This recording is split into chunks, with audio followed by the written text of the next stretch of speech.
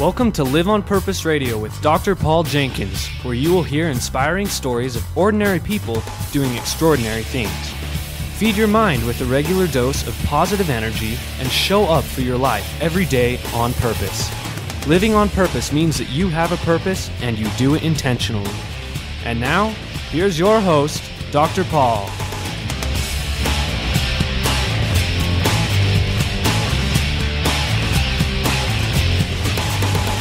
Hello, everybody. Welcome back to Live on Purpose Radio. This is Dr. Paul Jenkins, the shrink who expands your life.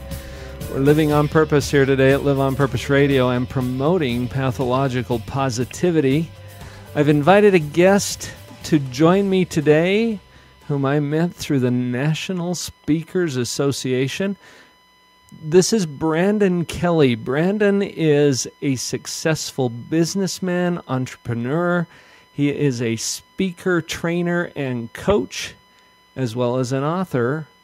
And there's much more than that. But welcome to the show, Brandon. Well, good afternoon, and thanks, Dr. Jeffries. I'm thrilled to be here and excited to see how we can help your listeners have some proof positive in everyday living. Proof positive. And you've got the proof in your own life, right? I've had several hurdles and setbacks that would knock me down, but I managed to get back up, and in realizing that I could get back up, I set several records, and that's been kind of the driving force for me in my life. Right. You know, one of the things that caught my attention, Brandon, is we got to know each other through the NSA.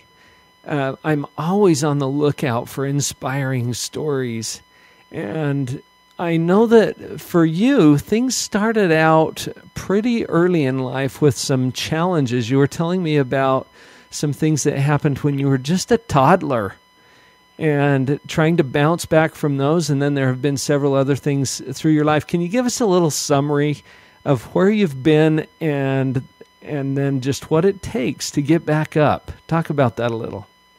Yeah, that's a great question. As we look at things, I want you to imagine that when you're just shy of 2 years old, a truck runs a red light and puts you in the hospital with life-threatening injuries. I'd broken virtually every bone on the right side of my body. I cracked my skull, and I'd actually had a bone fragment pushing on my spine.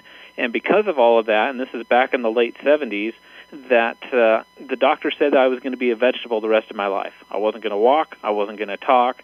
In fact, it took more than 200 stitches just to put my face back together, and people just said that it wasn't going to be worth the time and effort for my life. My parents managed to keep me plugged into the monitors and stuff a little bit extra, and in so doing, I kind of ended up walking like Forrest Gump, kind of swinging your leg around, and I had one leg that just didn't grow as fast as the other, and so I kind of looked a little odd. Does that make sense? Does that give you a good picture of where I was at? That creates a bit of a visual, and this is when you were just 2 years old is when this started.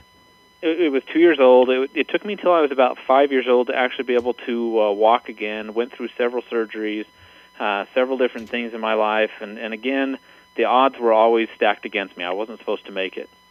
Well, here comes sixth grade, and in sixth grade I had a coach by the name of Coach Hamlet, and he saw that I had this weird little jump when I tried to play basketball or in his gym class and things.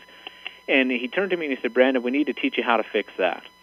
And so he taught me how to jump and soar above everybody else and took a gamble and put me in the high jump. And to get the understanding of that, the first couple of weeks of practice and even the competitions, I was having a tough time clearing the 3-foot mark, which is kind of where we begin, all of the competition levels at. And so he sat there and he taught me how to see above the bar and to see the bar not only as my friend, but as a measuring stick to our success. And I thought about that, and I wasn't sure how to practice it, but I learned that if I'll face my hurdles and figure out what it takes to win, that I can do it. Well, we fast forward to the end of the season, and I was able to go to a competition that was a statewide competition in Wyoming, and ultimately my friend and I made it through the starting round and into the finals. It took us about 2 hours, and in that 2-hour time frame, I would sit there and envision myself clearing the bar, that it was my friend, that I was going to sail past it, and it was just going to be a magnificent event. And I did so. Now, my friend, Shermaine, he would sit there and he would go charging at it, and he was a big 6-foot-tall kid, you know, and had a lot of extra weight to him, and I was only 5'2", 5'3", and he would hit the bar the first time and knock it over. The second time he would go charging at it like a mad bull, and then he'd wrap his legs around the big pole and just miss the whole bar and be in a lot of pain. You know what I mean? Yeah. And finally, for whatever reason, I felt inspired to put my arm around him and say, Shermaine, it's going to be okay. All you need to do is just jump a little bit higher. Put a little bit more extra effort in it, and leave a couple seconds before you normally have been. You'll clear the bar. Well, before you knew it, he had just knocked it out at 6'3", 1 inch shy of the state record. Oh, wow. And so here we were. We had been competing very fiercely against all the competitors for 2 hours, and ultimately I was out of gas. My coach came over to us, and he said some things that I've never forgotten. Do you mind if I share that with your listeners? That would be great. Yeah. He came to me and he said that, are you going to go home with first place, or are you going to go home with first place in a record? The choice is up to you. You're on the stage of life. You need to decide which one you're going to win with. Because I'd already won first place at that point, and so that was already wrapped up, huh? It was pretty much wrapped up. You know, I could quit right then, and I knew I'd have first place. Or was I going to go home, you know, with the equivalent of the gold medal in an elementary competition? And I sat down, kind of really did some deep soul searching, and I didn't know what to tell the coach. And finally, without knowing what I said, raise it to 6'5", a full inch above the state record. And as I did that, I thought to myself, what on earth did I just do? I've just raised the bar. I don't have any more gas. I am completely out of energy, and my strength is completely waned at this point. Problem was that I had just thrown down the gauntlet, and I knew that from that contemplation, I knew I had to sit there and be successful. And I had only one chance. I knew I only had one run left with me. And so I just stared at that obstacle for what seemed like hours, and finally the warning buzzer went off that if I didn't go, that the meet was over. And so I, without thinking about it, I tore after winning that high jump. And I sailed past it and actually cleared it by a full 2 inches. And at that point, when the coach was hugging me and all of my teammates were hugging me and shouting out, you know, how successful we'd been, I realized that was a defining moment in life, that we can all see above the bar, and no matter how big the hurdle, there's actually a formula to be successful. Would you like to see the formula? I'm hoping you're going to share it with us. Well, hopefully your listeners will grab a pen and kind of stop what they're doing, because this is going to be some powerful advice. The first thing we need to do in this formula is face our hurdle. And so as we face it, we need to measure up. We need to see exactly, is it going to be worth our effort and our intent to win.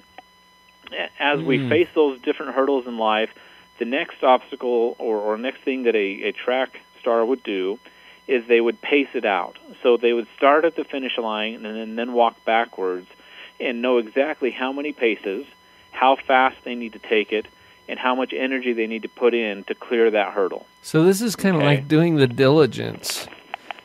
And I'm having a little bit of a memory myself, Brandon, because I tried high jumping. I didn't get into it like you did, but I did try it. And it makes a difference where you start. So pacing it out, measuring it. Exactly. And then the final part is to ace it. So to ace it, you need to focus on being number one, not just on being number one in the finish line, but setting a worldwide record.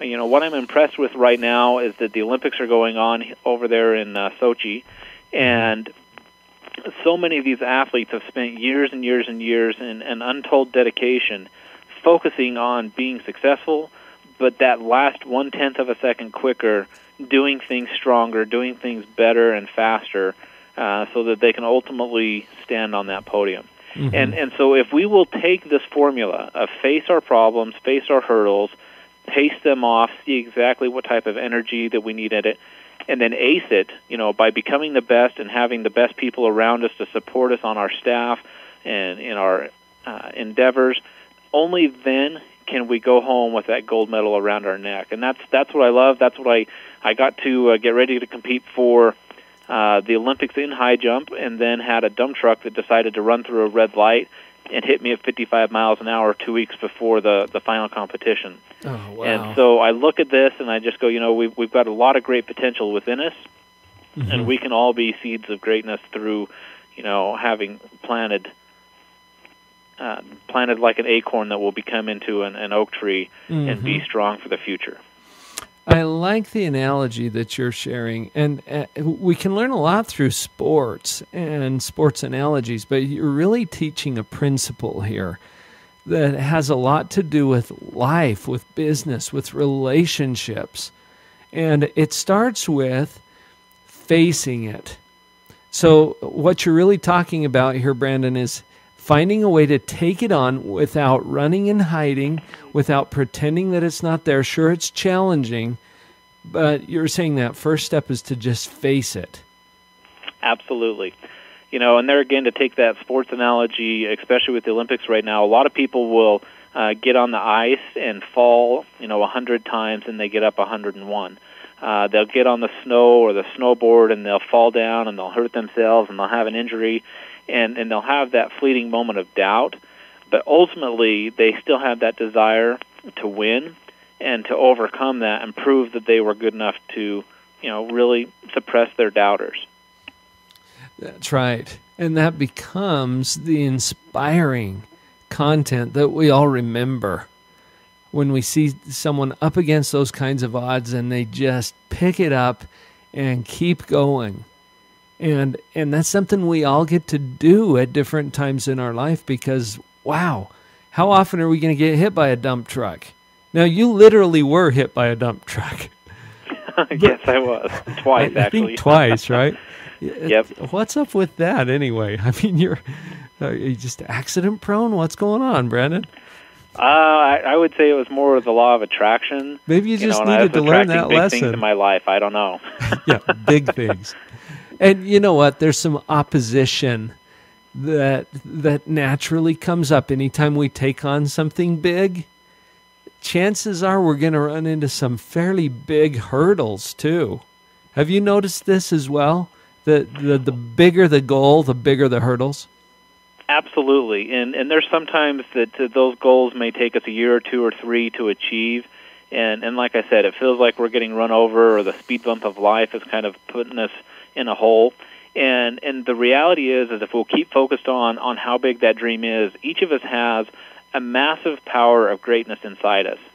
And if we will realize that, regardless of where we're at in our lives today, whether we're just working in a job or whether we're managing employees or whatever that is in our life, if we will take a hold of that success and realize that we are going to have hurdles, but if we look at those hurdles and look at everything that you can win from them, we'll become successful just like Thomas Edison in inventing the light. He found 2,000 ways that it didn't work, but all he needed was one driving reason to be able to have light at night. Mm-hmm. And that's what we all need. We need to have that bright, the focus, the intent to be successful. And many of us have had problems in life. We just need to learn to overcome them. That's absolutely right. We've got a great start on this. We'll be back in just a minute.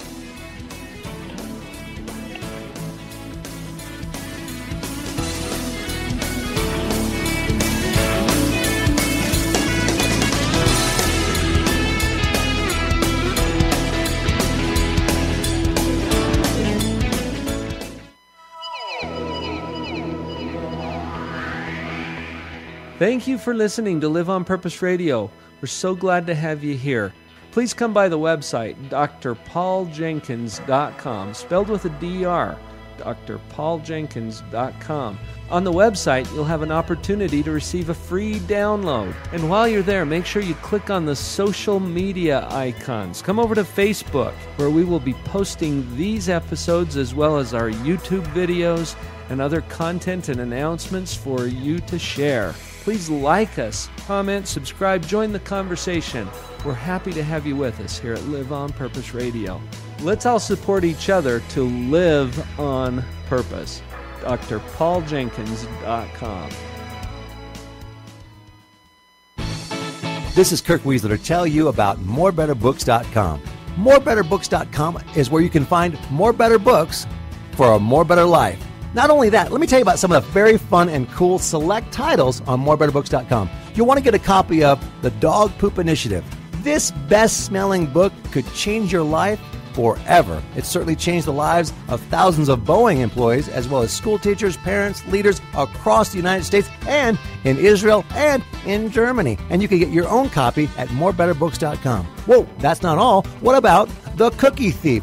This classic tale told in a rhyming format, fully illustrated with very fun hidden messages. Pick up a copy now today on morebetterbooks.com. Other great titles there: Finding Your Pathway to Mastery, Beyond Illusions, Make It Great. These titles are only available on morebetterbooks.com. Go to morebetterbooks.com today and begin to have a more better life and live that life on purpose.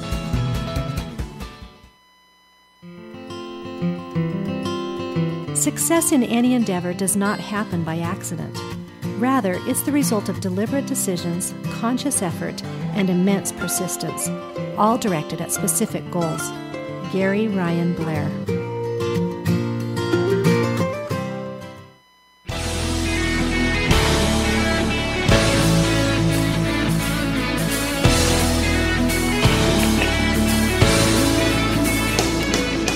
So before that break, Brandon, as we were talking about this formula that you've come up with, and it's based on your experience from excelling at the high jump. Face, pace, ace. Hey, those rhyme. That's probably just a coincidence, right?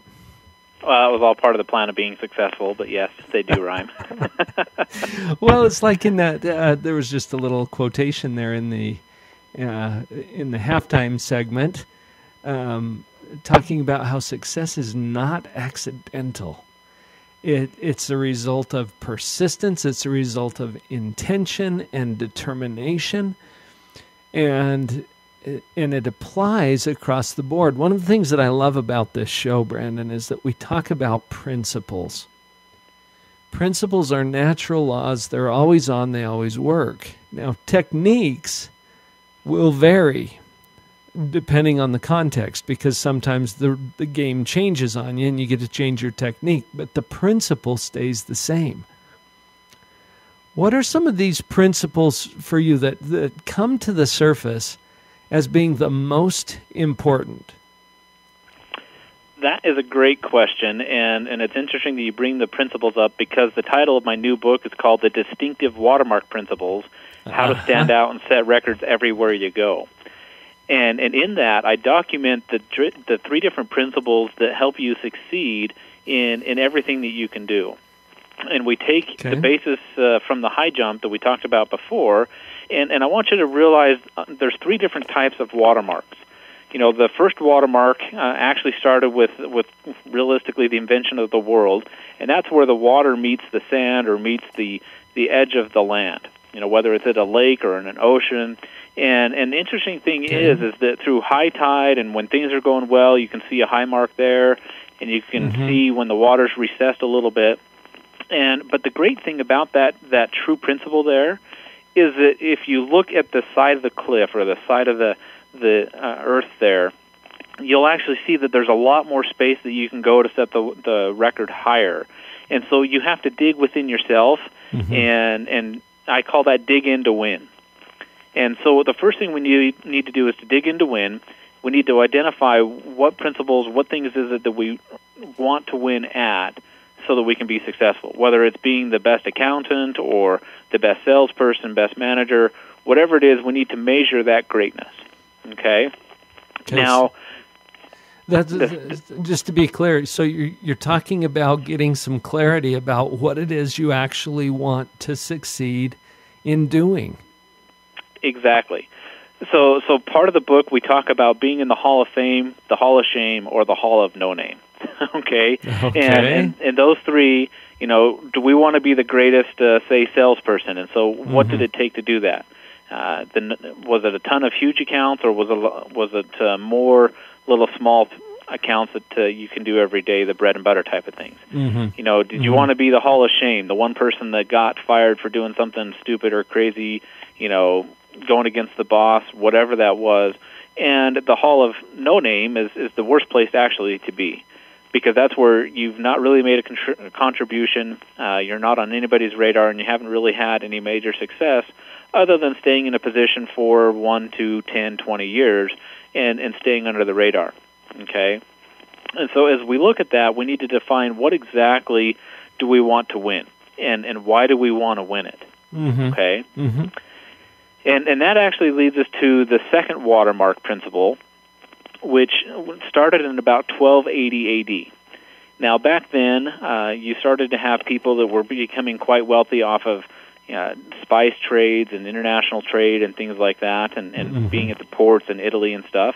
And so they wanted to be able to create a mark that was truly distinctive, that wherever it was could be recognized. Okay. And today we kind of call that a brand or a brand image mark, but it really started with the watermark.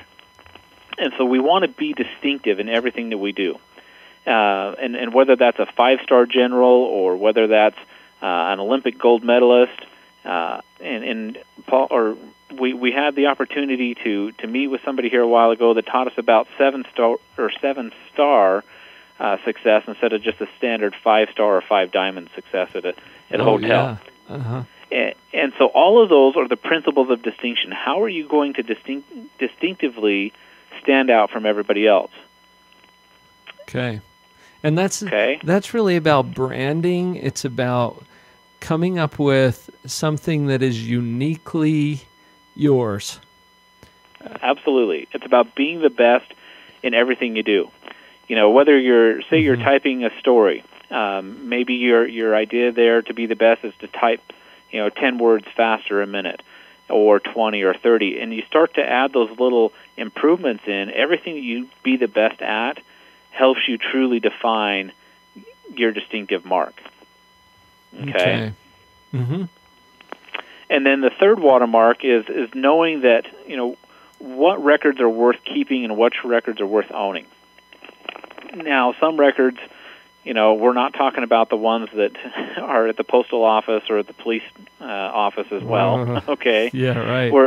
We're talking about those ones that in the book of business, the book of life, are like the Guinness Book of World Records. Which ones do you want to be remembered for? And so as you start to look at these and put these three distinctive watermark principles together, you'll realize that everything that you do, you're able to get in and be successful, to win, and to really leave your mark. And that's the ideal premise of the book, is that once you've actually set that high record, you have an obligation to go back and mark the way to help other people win and succeed. Yeah. As you're sharing this, Brandon, I'm thinking about a number of people who have inspired me and how they have done just what you're talking about here. They got really clear about their own project, if we can call it that. What is it that they are going to commit themselves to excellence in doing? And then as they achieve that, they are willing to then share it with other people in a way that empowers them also to be successful. And that's what I was thinking about as you shared this last piece with the watermark principles, and that's an interesting concept. Where would you say that people should start? Let's just say they don't have a clear view right now about what it is that they want to do. What can they do to get started? Well, that's a great question, and I'm going to answer that with a little bit of a joke and say turn to page 82 on my book, because it actually helps them lay that out. Mm-hmm. But the reality is... Well, and I knew that you've handled this question. That's why I wanted to throw it out there to you. Go ahead. No, it is a great question, and as we look at that, sometimes we find that we're just going through life. We don't know what we like. We don't know what we compete in. I've seen a lot of people that compete in just armchair wrestling with the remote and figuring out how many channels they can get through in a minute, and I don't think that really counts. So what we need to do is I call it our 10 most wanted list, and that might come from our hobbies, that might come from activities that we enjoy, groups and associations that we belong to, and so what we want to do is figure out the 10 different things that really light your fire, turn the fire on within is what I call it. And so as we start to look at that, we can take the 10, and then it's kind of like a basketball March Madness bracket where we take that from 10 down to 5 and 5 down to 3, and then we work on our top 3 things at any given time. And so we'll find as we start to pursue this success, you start to want to be better in other things and in other avenues, and now all of a sudden you can say you're successful in multiple arenas instead of just in one or two little topics. Mm-hmm. But narrowing it down would be part of that process. And I'm thinking about myself because there are so many things that I'm interested in, but one of the problems I run into is I try to do too much. So you're saying, take your top 10 or whatever, and then let's narrow it down so that you've got a little more focus on a few areas. As you experience success in those, then you can branch out from there. Exactly. In fact, we've taken a couple of those principles and worked with them with different clients out in the real work world. And one of the segments that I teach on is called Millionaire Time Management. And there's 5 different steps to time management, but the one that actually eludes most people is they don't take the time to plan to be successful. Plan to be successful. You have to plan to succeed, and success is timed and planned. Interesting. Well, and I believe this. I know that success is not something that is just a chance occurrence, but this concept of plan to be successful. So that sets up an expectation in your own mind, right? Absolutely. And so the way you train will bring the fame. And, if you only train a little bit every day, then you'll only get little results. If you train, intensively every day, you'll get great results. And so the same is true as we look to be successful with that. In fact, I had a client that he had millions of things going on. Well, not millions, but he was just always trying to put out fires. Right. And he didn't think he needed to plan. He called himself a great firefighter. No matter the fire that came out, he could put in and be successful.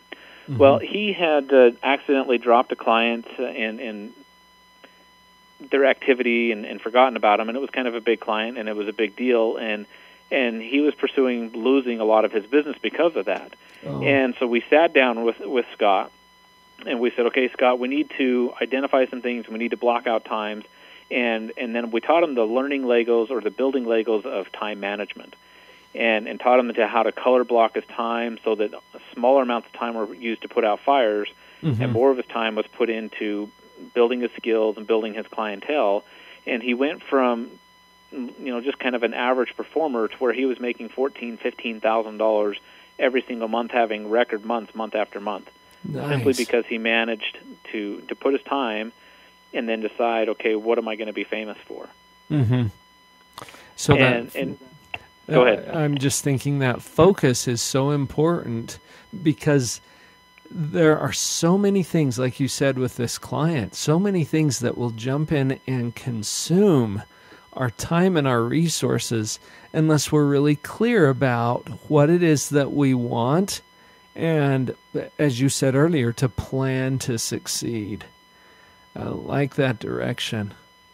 As we're wrapping up here, Brandon, I want to make sure people have a way to get in touch with you. Probably through your website is the best way to do that. Would you say so, or is there something else? No, that is the best way. And so if people will go to thebrandonkelly.com, and that's BrandonKelly. You'll learn about the different speaking events and opportunities that we have for people, but more importantly about how we can come in and help your business improve 10, 20, and even 100% in success as well as performance, and we'd love to meet with them. In fact, for your listeners only, we're going to do a special promotion. Oh, and so nice. Again, I want them to grab their pen, and this is just for you. Okay. So we'll give them that second to do that, but again, it's the Brandon Kelly. I'm the one and only. Because there's only one. That's me, the redhead with a goatee, as you'll see on the website. Right. But I want them to write down the code Dr. J10. DRJ10. The letter J and the number 10. Okay. And if they will enter that in on the website, they'll get 10% off of any of the services. We'll have the book out here soon, and then we've actually got some new measuring devices to help accelerate your success. Beautiful. And thank you for that offer, Brandon. That's a great benefit to our listeners. So thebrandonkelly.com, the one and only brandonkelly.com. Remember that discount code DRJ10 for a special offer from Brandon Kelly. Brandon, thank you so much for joining me. Everybody go out there and live on purpose.